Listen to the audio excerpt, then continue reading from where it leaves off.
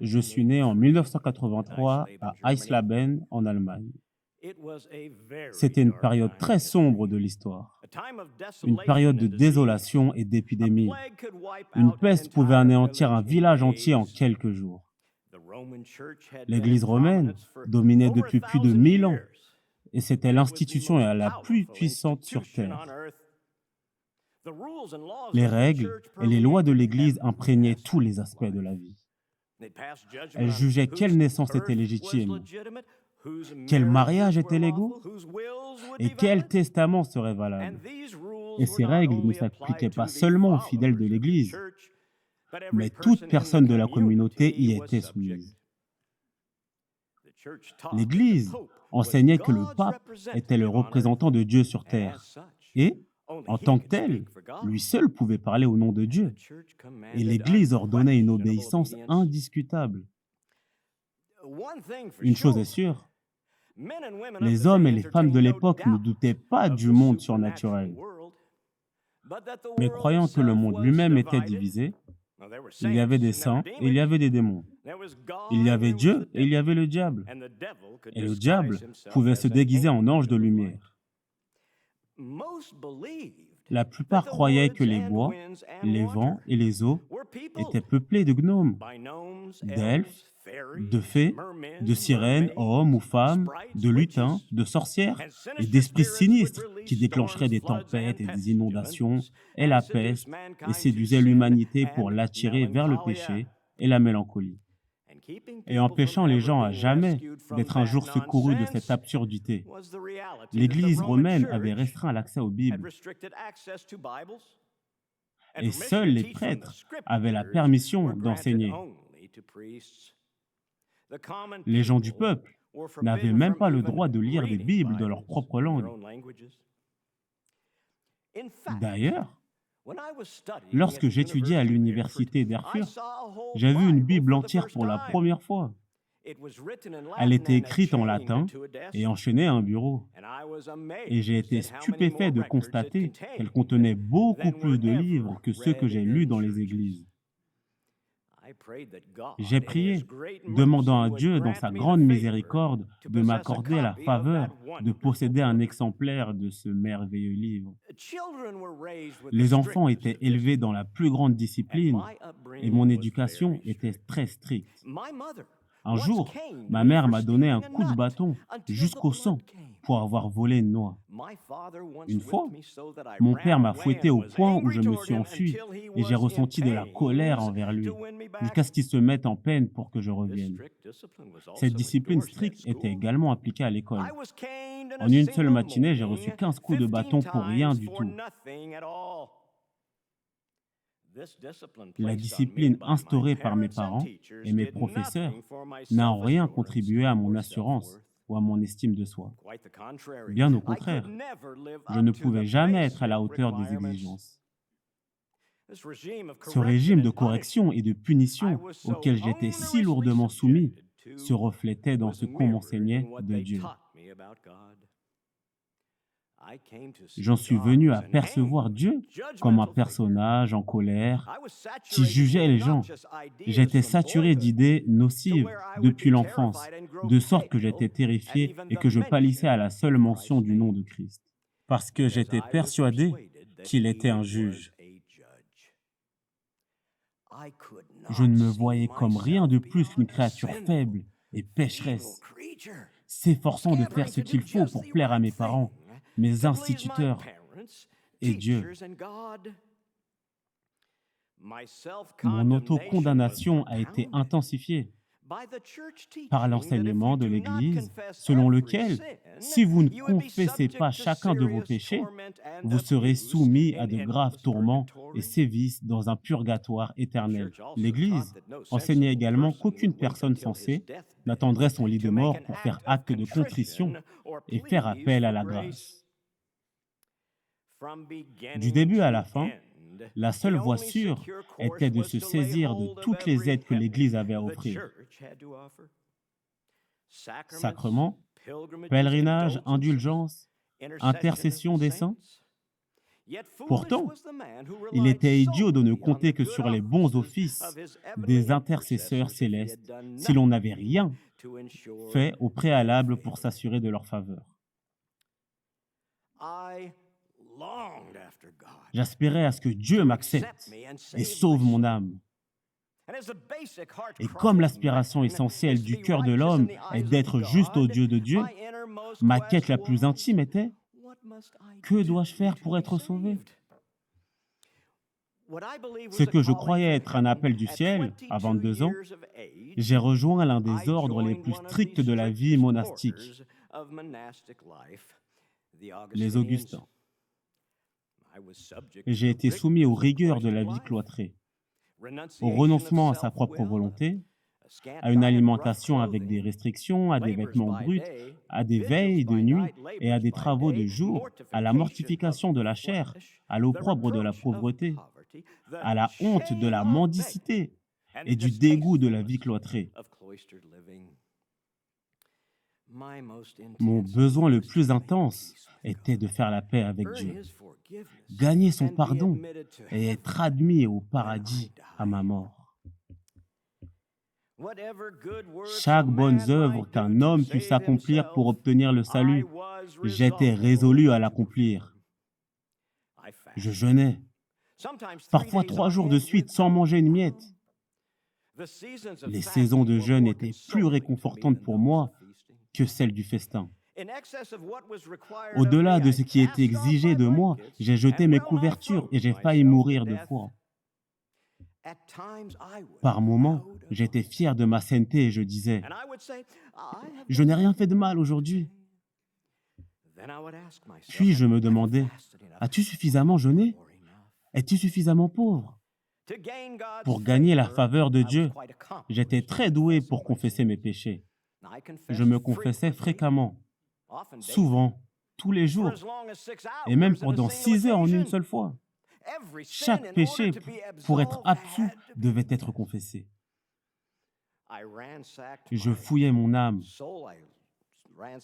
je fouillais ma mémoire, je sondais mon âme et pesais toutes mes motivations. Je répétais une confession et, pour être sûr de tout inclure, je passais en revue toute ma vie jusqu'à ce que je me lasse. À plusieurs reprises, au cours de mes premières années, avec les Augustins, je me suis effondré à cause des jeûnes constants, des études, des veilles, des prières, des lectures et autres travaux.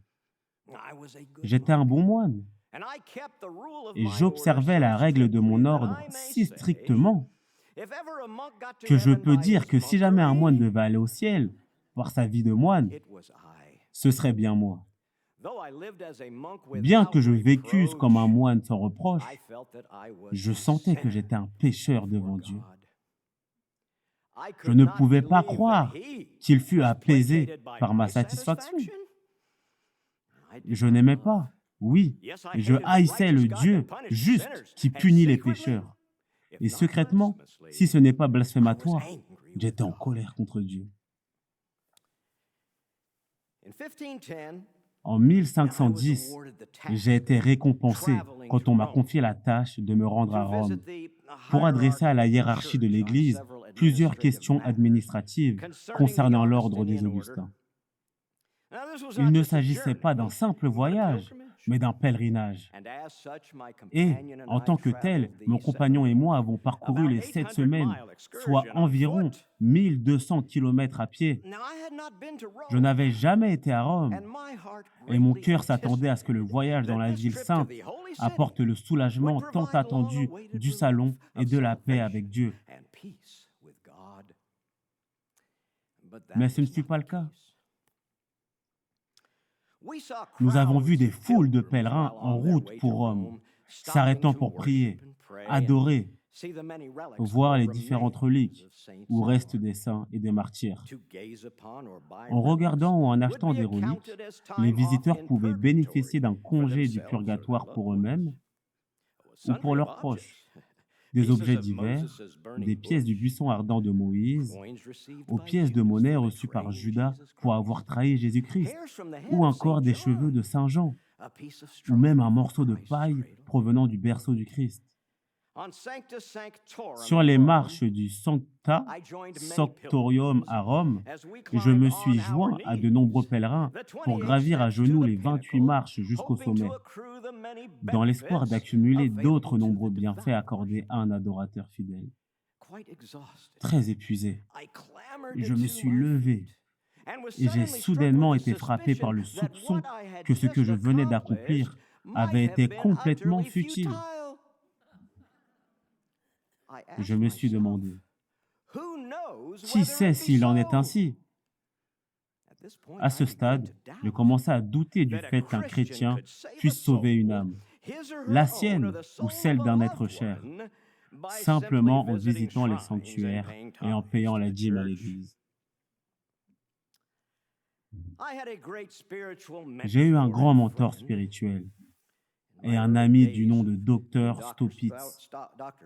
Dans mes premiers jours d'études bibliques à l'université de Wittenberg, le Dr Staupitz m'a encouragé à étudier pour obtenir mon doctorat dans l'idée que je pourrais un jour occuper la chaire d'enseignement de la Bible à l'université. Je me souviens avec émotion de sa déclaration sincère. Que l'étude des Écritures soit ton occupation favorite. J'ai suivi ce conseil et je me suis engagé dans ce qui est devenu l'étude à plein temps de la Bible pour mon doctorat, en vue d'enseigner. À 29 ans, j'ai obtenu mon doctorat en théologie et j'ai été affecté à l'enseignement à l'université de Wittenberg en Allemagne. La Bible n'avait jamais été le centre de mes études. La doctrine de l'Église avait accaparé toutes mes activités pendant des années, ce qui m'avait conduit à m'abuser moi-même et à travailler pour me rendre juste physiquement aux yeux de Dieu. Mais le temps que j'ai passé à étudier uniquement la Bible m'a fait découvrir l'ampleur de la liberté que Dieu nous accorde. Le fait qu'il n'est pas un juge colérique et que nous ne sommes pas sauvés par les œuvres. Le temps que j'ai passé à enseigner le livre de Romains m'a aidé à voir plus clairement que nous sommes justifiés par la foi et que nous sommes sauvés par la grâce.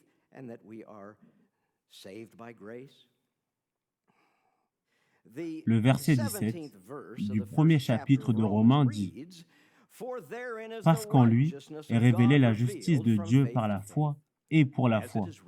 Selon qu'il est écrit, le juste vivra par la foi. » Mon enquête sur ce texte a commencé à me convaincre que les chrétiens n'avaient pas à s'efforcer de plus en plus à vivre une vie parfaite par de bonnes actions et par l'abnégation. Je désirais ardemment comprendre l'Épître aux Romains. Mais mon seul obstacle était cette expression, la justice de Dieu. Car je comprenais par là la justice par laquelle Dieu est juste et punit avec la justice des injustes. Nuit et jour, j'ai réfléchi à étudier jusqu'à ce que je voie le lien entre la justice de Dieu et cette déclaration. Le juste vivra par la foi. J'ai alors saisi que la justice de Dieu est cette justice par laquelle, grâce et pure miséricorde, Dieu nous justifie par la foi. La Bible entière a pris un nouveau sens. Et alors qu'auparavant, la justice de Dieu m'avait rempli de haine, à présent, elle m'est devenue d'une douceur inexplicable, dans un amour plus grand. C'est ainsi que l'on contemple Dieu dans la foi, au point de voir son cœur paternel et amical, dans lequel il n'y a ni colère ni ingratitude. Et j'ai commencé à croire que la justice de Dieu est celle par laquelle le juste vit à travers un don de Dieu, c'est-à-dire la foi. Avec cette nouvelle révélation, mon esprit s'est élevé. J'avais l'impression de naître de nouveau et d'être entré au paradis même, les portes grandes ouvertes. Une toute autre face des Écritures s'est montrée à moi. J'ai finalement vu que l'homme est toujours pécheur, mais toujours justifié, si seulement il se tourne vers le Christ. Je ne pouvais pas gagner ma justice, car elle était un don de Dieu. C'était la voie sola fide, la foi seule, toujours trouvée par scriptura sola, les Écritures seules, et non à travers des lois ou des conventions ecclésiastiques. Toute crainte est bannie dans la certitude de la grâce. Il ne s'agit plus d'une adhésion à certaines doctrines, mais d'un simple acte personnel d'abandon, de confiance totale en Dieu, tel qu'il se fait connaître dans la parole. Beaucoup des incertitudes qui me tourmentaient avaient maintenant disparu. J'étais enfin en paix avec moi-même. Il n'y avait plus aucun besoin de me persécuter pour mes manquements. Je voulais que tous connaissent cette justification et jouissent de la liberté que je comprenais désormais. Comment ai-je été si longuement aveugle à cette vérité, alors qu'elle était écrite dans les Saintes Écritures? Des années de doctrine ancrées dans mes pensées m'ont empêché de lire et de comprendre que l'Écriture est notre seule source de foi. La Bible n'avait pas été ma source d'apprentissage, loin de là. Je n'avais même pas eu l'occasion de voir une Bible avant mes dernières années d'études à l'université. J'ai été si longtemps convaincu que je voulais être acceptable devant Dieu par les œuvres exigées par l'Église, que je n'ai jamais considéré l'Écriture comme notre seule source de vérité. J'ai écrit beaucoup de livres et d'articles contre l'Église romaine en précisant que l'Écriture est notre seule source de foi et de pratique. Cette prise de position audacieuse a provoqué une volumineuse controverse dans l'Église et dans les communautés proches et lointaines.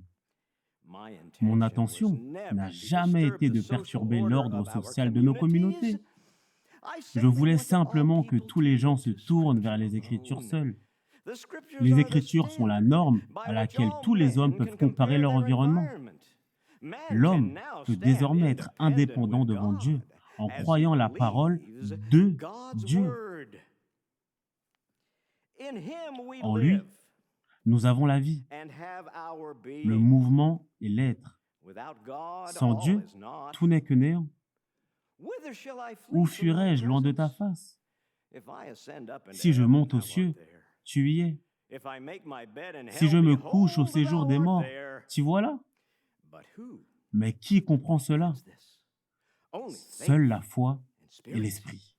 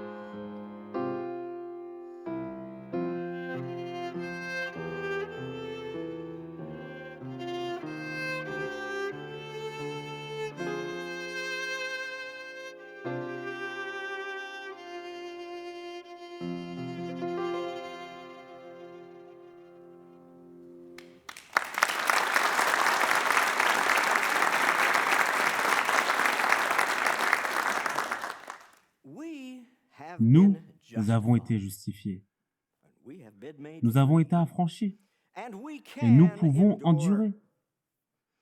Le livre de Romains, au chapitre 3, les versets 21 et 26 brillent de mille feux lorsque nous examinons la justice de Dieu et notre justification. Mais maintenant, sans la loi, est manifestée la justice de Dieu, à laquelle rendent témoignage la loi et les prophètes. Justice de Dieu par la foi en Jésus-Christ. Pour tous ceux qui croient, il n'y a point de distinction. Car tous ont péché et sont privés de la gloire de Dieu. Et ils sont gratuitement justifiés par sa grâce, par le moyen de la rédemption qui est Jésus-Christ.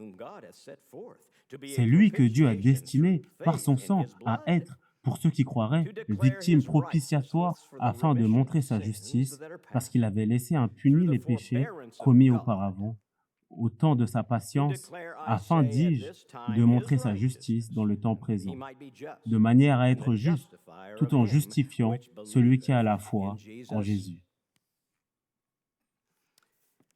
Étant gratuitement justifiés, tous les hommes sont justifiés par Dieu lorsqu'ils regardent vers le Christ.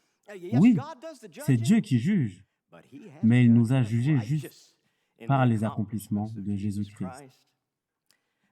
Dieu est le juste juge. C'est la vérité, et elle affranchira les hommes s'ils choisissent de croire. Que dit Dieu? Qu'il nous a rendus justes et qu'il justifie ceux qui croient en Jésus.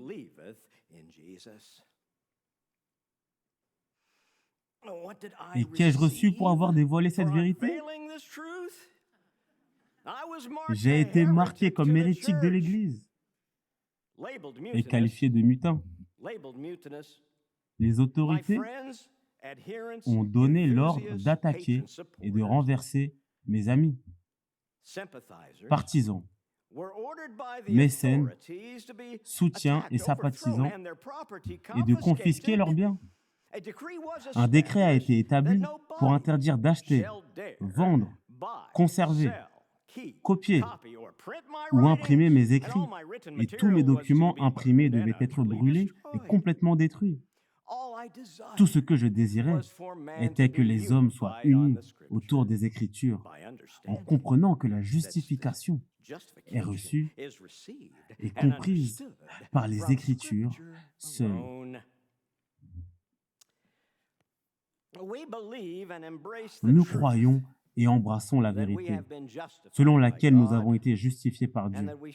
Et nous devons tous être responsables de notre propre bien-être spirituel. Tous les chrétiens possèdent un statut véritablement spirituel, et il n'y a entre eux aucune distinction, autre que celle de la fonction. Il en est ainsi parce que nous possédons un seul baptême, une seule foi, un seul évangile, et que nous sommes égaux en tant que chrétiens. Nous avons été justifiés et nous avons été affranchis. Dieu nous donne d'autres instructions sur la manière de nous conduire dans la liberté qu'il nous accorde lorsque nous croyons en sa justification. Livre de Galates, chapitre 5, verset 1. C'est pour la liberté que Christ nous a affranchis. Demeurez donc fermes et ne vous laissez pas mettre de nouveau sous le joug de la servitude. En ce qui concerne la liberté, je dis, soyez fermes et non pas négligents. Ne vous couchez pas pour dormir, mais levez-vous. Soyez vigilants, tenez fermement la liberté pour laquelle Christ vous a affranchis. Ceux qui se tiennent avec paresse ne peuvent pas garder cette liberté. Satan déteste la lumière de l'Évangile. Lorsqu'elle commence à briller un peu, il la combat avec force et détermination, faisant preuve d'une ardente ténacité. De quelle liberté Paul parle-t-il? Non pas de la liberté civile, pour laquelle nous devons remercier le gouvernement, mais la liberté que Christ nous a procurée. Lorsque le gouvernement accorde certaines immunités et certains privilèges à des communautés, il s'agit de la liberté civile. Pourtant, il y a aussi une autre sorte de liberté. Lorsque les gens n'obéissent ni aux lois de Dieu, ni aux lois de l'homme, mais font ce qui leur plaît. Les gens veulent cette liberté charnelle de nos jours. Nous ne parlons pas de cette liberté. Nous ne parlons pas non plus de la liberté civile. Les Écritures parlent d'une liberté bien meilleure, la liberté pour laquelle Christ nous a affranchis, non pas de liens matériels, mais de la colère éternelle de l'adversaire. Il s'agit là de la vraie liberté, en comparaison de laquelle toute autre forme de liberté ne vaut pas la peine d'être mentionnée. Qui peut exprimer de manière adéquate la joie qui s'installe dans le cœur d'une personne qui a l'assurance que Dieu ne sera plus jamais en colère contre elle, mais qu'il sera toujours miséricordieux envers elle à cause de Christ? C'est une liberté merveilleuse que d'avoir pour ami et pour Père le Dieu souverain, qui nous défendra, qui nous soutiendra et nous sauvera dans cette vie et dans la vie à venir. En tant qu'émanation de cette liberté, nous sommes en même temps libérés de la loi, du péché, de la mort, de la puissance du diable et de l'enfer. Depuis que la colère de Dieu a été dissipée par l'œuvre du Christ, ni la loi, ni le péché, ni la mort ne peuvent désormais nous accuser et nous condamner. Ces ennemis continueront à nous effrayer, mais pas trop. La valeur de notre liberté chrétienne ne peut être exagérée. Notre conscience et notre pensée doivent être entraînées à s'appuyer sur la liberté acquise pour nous par Christ. Bien que les craintes de la loi, les terreurs du péché, l'horreur de la mort nous assaillent parfois, nous savons que ces sentiments ne dureront pas. Nous apprécions d'autant plus cette liberté lorsque nous nous souviendrons que c'est Jésus-Christ, le Fils de Dieu, qui l'a acquise par son propre sang. Ainsi, la liberté de Christ ne nous est pas donnée par la loi ou pour notre propre justice, mais gratuitement par l'amour de Christ. En Jean chapitre 8, verset 36, Jésus-Christ déclare « Si donc le Fils vous a franchi, vous serez réellement libres. » Lui seul se tient entre nous et les maux qui nous troublent et nous affligent, et qu'il a vaincu pour nous. Notre Père d'amour nous fournit également un moyen d'endurer et de tenir ferme dans ce monde troublé grâce à la grande espérance du retour de Christ. Nous avons été justifiés, nous avons été affranchis et nous pouvons endurer. Dans le livre de Galates, encore au chapitre 5, verset 5, pour nous, c'est de la foi que nous attendons par l'Esprit l'espérance de la justice. Paul conclut l'ensemble du sujet par cette déclaration. Si vous voulez être justifié par la loi ou par les œuvres, si nous étions justifiés par de tels moyens, Christ n'aurait aucune valeur pour nous. Nous serions obligés d'accomplir toute la loi. Nous attendons plutôt, par l'Esprit, l'espérance de la justice. Colossiens chapitre 1, verset 5 déclare « À cause de l'espérance qui vous est réservée dans les cieux ». Cette espérance est un doux réconfort pour nous et nous devons nous en servir pour réconforter ceux qui veulent savoir. Nous devons leur dire, « Frère, tu voudrais ressentir la faveur de Dieu de la même manière que tu sens ton péché, mais tu en demandes trop. Ta justice repose sur quelque chose de bien meilleur que des sensations. Attends et espère jusqu'à ce que cela te soit révélé en temps voulu par le Seigneur. Ne te fie pas à tes sentiments, mais va à la doctrine de la foi, qui est un gage de Christ envers toi. » Ces passages contiennent une excellente doctrine et beaucoup de réconfort.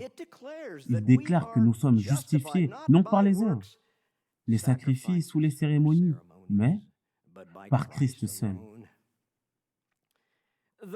Le monde peut juger certaines choses comme étant toujours bonnes.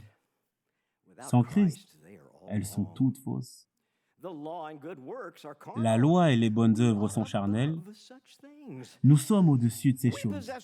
Nous possédons Christ par la foi et au milieu de nos afflictions, nous attendons avec espérance la consommation de notre justice. Avec cette espérance, nous pouvons endurer.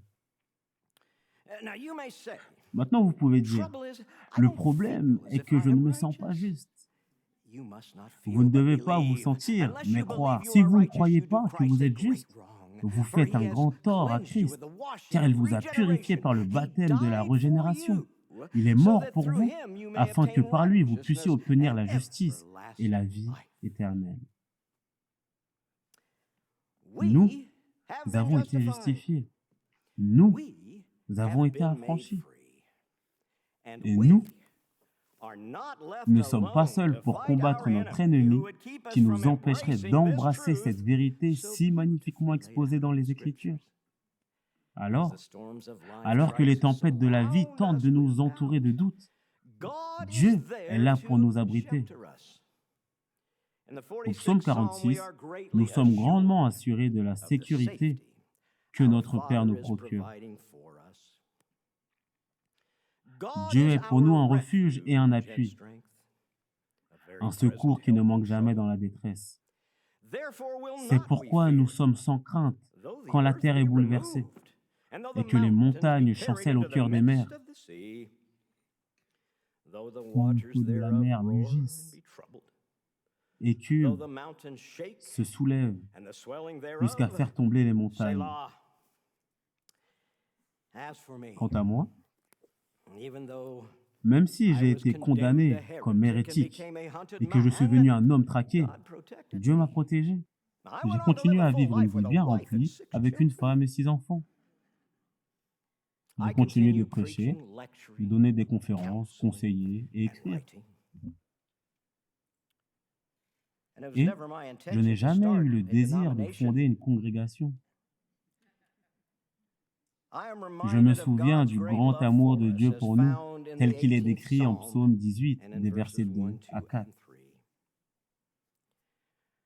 Je t'aime, ô Éternel, ma force, Éternel, mon rocher, ma forteresse, mon libérateur, mon Dieu, mon rocher, où je trouve un abri,